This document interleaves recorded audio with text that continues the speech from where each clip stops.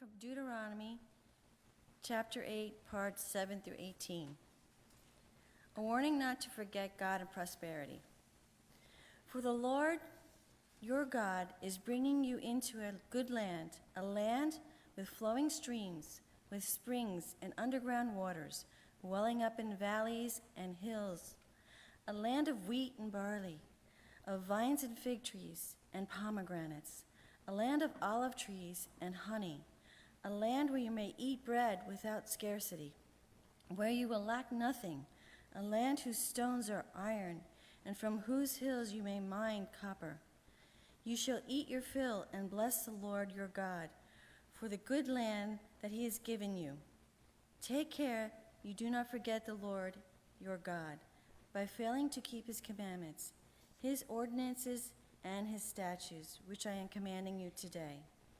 When you have eaten your fill and have built fine houses and live in them, and when your herds and flocks have multiplied, and your silver and gold is multiplied, and all that you have is multiplied, then do not exalt yourself, forgetting the Lord your God, who brought you out of the land of Egypt and out of the house of slavery, who led you through the great and terrible wilderness, an arid wasteland with poisonous snakes and scorpions. He made water flow from you from flint and rock.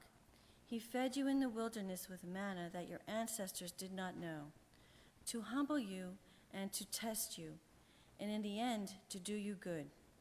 Do not say to yourself, my power and the might of my own hand have gotten me this wealth. But remember the Lord your God, for it is he who gives you power to get wealth, so that he may confirm his covenant that he swore to your ancestors, as he is doing today. May the living word of God speak to us through these ancient words of Scripture.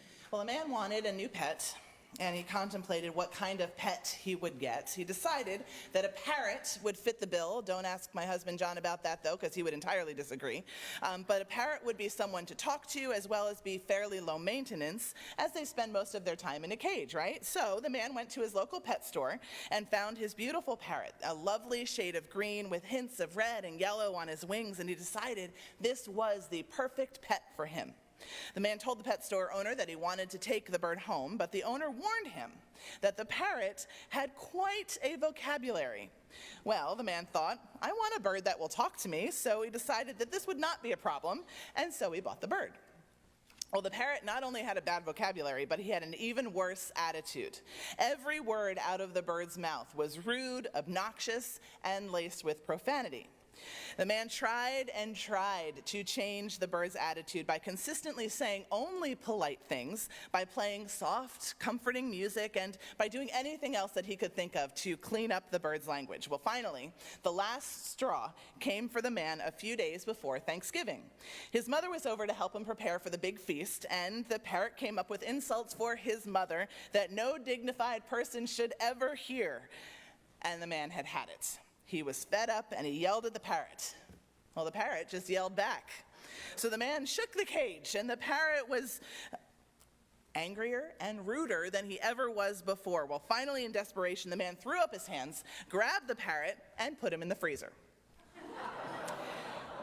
For a few minutes, the parrot squawked and kicked and screamed, but then suddenly, there was total quiet.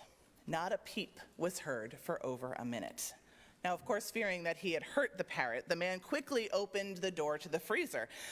And this time, the parrot calmly stepped out onto his outstretched arms, and he said, Sir, I am so sorry for any pain and angst that my language and behavior might have caused you. I am sincere when I say I shall never again speak such profanity or insult such a woman as your mother. I've not only learned my lesson, but from now on you will find that I am a respectful, reverent, and humble parrot who shall only seek to please you with soft songs and delightful tones. Well, the man, of course, was shocked at this change in behavior, but he was very satisfied. And as he put the parrot back in his cage, the bird asked, Might I inquire of just one thing, good sir? What exactly did the turkey do?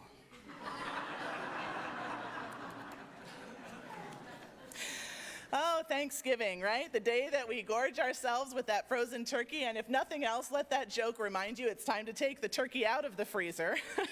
But more importantly, of course, it is the day that we have set aside to give thanks, to recognize the ways that we are blessed, to offer our gratitude for the things in our lives that we are thankful for.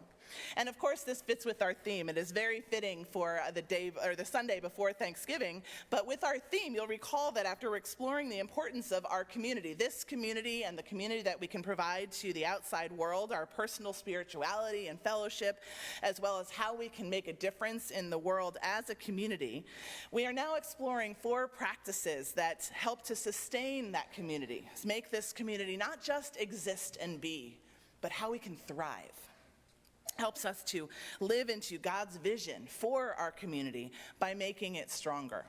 And these practices speak to the way that we are when we are with each other. And so week 1, a couple of weeks ago, we started with making and keeping promises and the enduring sense of trust that is developed when promises are made and kept. In week 2, we talked about living truthfully and authentically as individuals and as a congregation as we live into God's truthful vision for us and for our world. And of course, today, appropriately so, the 3rd practice is gratitude. And it makes sense, of course, with Thanksgiving coming up, but as part of our 4 practices, it's more than just a cultural holiday celebration of gratitude. Instead, we are invited to consider who is the object of our gratitude. To whom do we direct our thanks when we are giving thanks, whether it's on Thanksgiving or another day? For us, it's not a faceless thanks that are cast somewhere into the universe. But for us as children of God and followers of Christ, our thanks are directed to God, the one who we believe has bestowed all these good things upon us, even on a cultural holiday such as Thanksgiving. God is the one to whom we direct our thanks. And this is the caution that is included in our Bible story for today. So for a little bit of context, Deuteronomy is the 5th book of the Torah or the Pentateuch, of the first 5 books of the Bible. From a chronological perspective, what we read today comes well after the patriarchs and the matriarchs of our faith, of Abraham and Isaac and Jacob and eventually Joseph in Egypt. A number of years pass and then Moses appears. And we first hear about his birth story. We're only in the beginning of Exodus now. Birth story, being rescued from the river. Then his rise to power in Egypt, and eventually as he led the Israelites out of Egypt through the Red Sea. And then they wander in the desert for 40 years. We heard a little bit about that in our reading for today. During that time, they got the 10 Commandments, they built the golden calf, they received manna in the wilderness, and they moved toward that promised land. Now, much of Deuteronomy is law. So out of the 10 Commandments developed many other laws that develop from those 10 Commandments, over 600 of them, and they're contained in the rest of the Torah or the Pentateuch. Well, our selection for today is actually part of those laws. In fact, in the beginning of chapter 8, it says, "This entire commandment that I command to you today, you must diligently observe." So when we talk about the law and the commandments, it's more than just the 10 Commandments, or words, as they're called in Hebrew, but it's the entirety of the law of the Old Testament. And so back then, it was to remind them of the times in the wilderness that they didn't have much, and God provided that manna that came to sustain them. And now, and with these verses, we can be reminded that in the good times, to not forget God. That there's a reminder that God is fulfilling promises and leading them into the land and heaping good things upon us. And when that happens, don't forsake the goodness that God is giving or the promises of God by forgetting that God is actually the one who has granted all the goodness that they or we are experiencing. And that warning comes very strongly. It says, "Do not say to yourself, 'My power and the might of my own hand have gotten me this wealth.' But remember the Lord your God, for it is God who gives." And it is, of course, an apt reminder. All the good that we experience, it's all from God's hand. We remember it this week on Thanksgiving, and we try to remember it throughout our lives. Now, there's a danger here, though. While it's a common practice to offer God thanks for things as they come, there are actually 2 dangers in this approach. And the first is what's known as works righteousness. It's essentially a rewards approach, that if I do X, Y, Z, then God will bless me. And what's dangerous is what happens if we do X, Y, and Z, but then we don't feel blessed. We don't feel rewarded by God. We don't feel the sense of the good gift. You see, we can't earn God's love, God's grace, God's blessing. God freely offers it to us. And so in works righteousness, it reverses that. Rather than God freely offering it, it thinks that we can do something to receive those gifts. And then the second danger in this idea of a response is that maybe we only give thanks when things are good. And I think this one is very real. How often are we actually offering our thanks to God? Do we wait for Thanksgiving? Do we only offer when the gift is overwhelmingly good? Do we just do it as a response? Well, that's where today's theme comes in, the practice of gratitude. You see, there's a difference between offering our thanks as a response to something we've received, whether from God or from someone else, and living our life as gratitude, as a practice. Of course, when someone, a family, a friend, a stranger, or God, when they offer us something for which we're thankful, the appropriate response is a gesture of gratitude, a word of thanks, a note of thanks, whatever that might be. But gratitude is more than just offering thanks as a response to a particular situation on a particular day. When gratitude is a practice, it becomes a way of life. Our whole life then is lived as a grateful response to all the good in our lives. It means that it happens even when things don't feel right, even when we don't feel blessed, even when we aren't necessarily receiving all good things. Gratitude as a practice is more of a way of life than it is a response, and we live it regardless of the circumstances of our lives in any particular moment, particularly when life is hard. It is easy to live gratitude when we feel that way.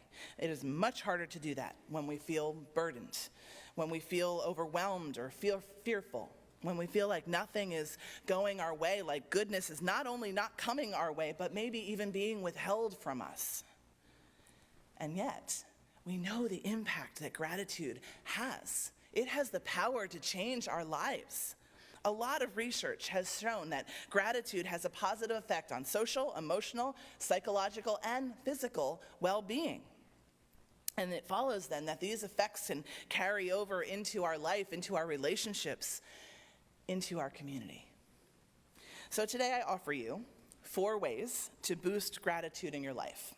4 ways that you can practice gratitude as an everyday part of your personal life or of our part of our community. Because practicing this gratitude despite the circumstances that are in or around you is different than that response of being thankful. Instead, we discover how gratitude as a way of life can impact your entire outlook. So first is to not take things for granted. It's so easy to do that, right? Feeling entitled to something, feeling like we deserve something. But instead, our first idea is to recognize that all of the little things that we have that make up this life, the goodness of this life, and to not take those for granted. Life can change in a heartbeat. We all know that. We're not guaranteed anything. So when you're going through a tough season, whether it's personally or corporately as a world, which certainly feels like we are right now, practicing gratitude means not taking those little things that are good in the midst of that for granted. So what does this mean then for your relationships with your spouse, your friends, your family? What does it mean for your relationship within this, our community, our church? What does it mean for your relationship with the world? Lord knows the world has been tough. Has there even been anything good about it? Instead of thinking about it like that, what are the little things that the world offers us that we might have taken for granted, that we can live instead as grateful for? By recognizing in the midst of all of this hard, those good things, we can boost that sense of gratitude as a practice for the positive impact that it has on our hearts. So first, don't take things for granted. Second, keep things in perspective. In situations where annoyance or anger would be the easy response, having a lens or a practice of gratitude could offer you the perspective shift that you need to see the full context of a particular situation. It helps you to sort of zoom out and see the whole picture instead of zeroing in just on the negatives. We only have so much space to manage things, right? Often the bad things are larger and they outweigh all the good ones. But the practice of gratitude means that the hard things shrink a little bit. They take up less of our emotional energy and space because we focus more on the good ones, and those grow. And keeping things in perspective means that our focus on the good outshines and outgrows our focus on the bad. First, don't take things for granted. Keep things in perspective. And third, find your personal meaning. Increasing your practice of gratitude has an impact on how satisfied you are in your life or with your life.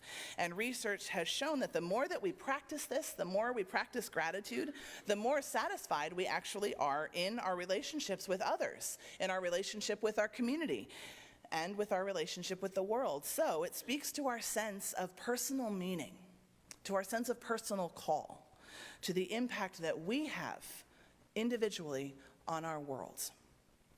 It's kind of like that age-old question, what is the meaning of life?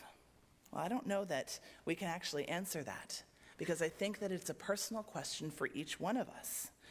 It doesn't answer the question for everyone, but it answers it for you.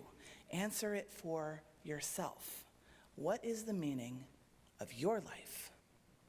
When you're able to discover that, it increases your sense of satisfaction with your life, and therefore your experience and practice of gratitude. And that gratitude then in turn helps us to see more clearly the meaning of our life. It's a nice cycle that happens. So don't take things for granted. Keep things in perspective. Find your personal meaning. And finally, the fourth one, decrease resentment. Might be the hardest one of all, actually. Regularly expressing gratitude and practicing it every day can actually temper annoyances and resentments that build up over time. Therefore, decreasing resentment by consciously making an effort to thank others for specific small things, or even the more general ones, means that we're letting go of that resentment that tends to take root and helps us instead to embrace a life of gratitude by showing appreciation, the opposite of harboring resentment. By shifting your mindset from that of resentment and criticism and cynicism, it can help to adopt the opposite, the practice of gratitude. Each of these 4 practices for life, not taking things for granted, keeping things in perspective, finding personal meaning, and decreasing resentment. These 4 things can increase our sense of gratitude in our everyday lives, every single day of our life, and can do so within this, our community. So while we take a cultural pause as a society this Thursday and focus on the things that we're grateful for, I encourage you to not just name them.